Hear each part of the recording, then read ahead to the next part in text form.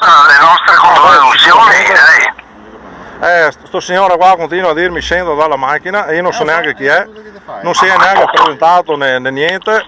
Questi qua, i carabinieri sono stati sciolti nel 2014, nell'aprile, quindi queste persone qua secondo me sono in maschera di carnevale, capisce? Non ha nessuna autorità per stare qui, capisce? Qua c'è un'altra maschera, come può vedere, qui davanti, avvocato, vede, ecco. Questi qua continuano, insistono per sostenere che hanno un'autorità che non hanno a tutti gli effetti, questo è il concetto. E sto signore qua mi vuole arrestare e mi ha messo le mani addosso, capisce?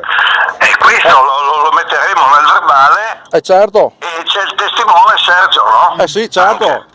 Ci hanno fatto anche la perquisizione, mi ha toccato anche le parti intime. Senza ragione veduta, senza certo. nessun sospetto. Certo, noi eravamo per la nostra strada. Se hanno problemi sulle carte d'identità, che le sequestrino, ti facciano una ricevuta, ma non possono trattenerti un'ora e mezza.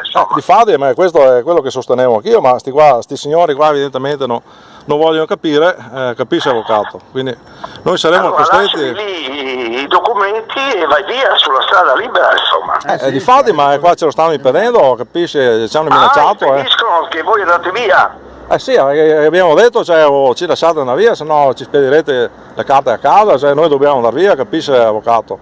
Questo... Due l'una, o in un modo o nell'altro, non potete stare lì tutto il tempo. No, difatti noi siamo arrivati qui alle 7, capisce? Sono già le 8:40. Utile necessario per esaminare i documenti è già sufficiente un'ora, no? Difatti, ma questo sto dicendo anch'io, a questo punto si delinea, si profila il sequestro di persona, capisce avvocato? Oltre un'ora a esaminare dei documenti con i mezzi telematici che hanno, difatti, questo, ha senso, insomma. È questo che noi siamo in grado di capire, avvocato, capisce? Questi qua ci hanno sequestrato, ha sentito avvocato e mi minaccia?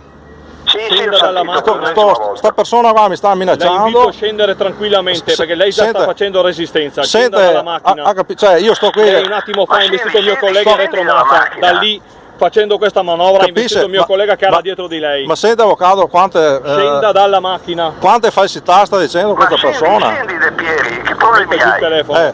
Mi ha sentito che devo mettere giù il telefono, cioè non ho capito. Ma scendi dalla macchina, io ho ben memorizzato tutta questa situazione. Ha già memorizzato tutto, perfetto. Perfetto avvocato, allora posso scendere dalla macchina? Scendi dalla macchina e poi se ti viene metta giù il telefono, metta le mani sulla capota.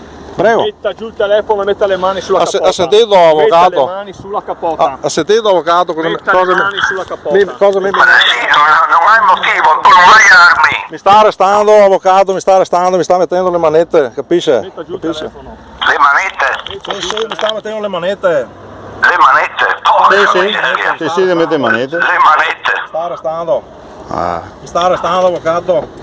Oh, Mamma mia. sì, una storia, guarda. Porca miseria. Dio. Prego, lo scendo la macchina, gentilmente.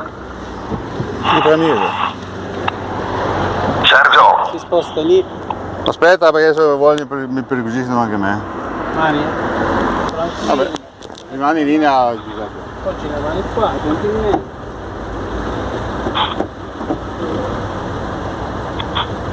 Perché perquisisco collega, non so se la fa. Sì, aspetti un attimo, con calma.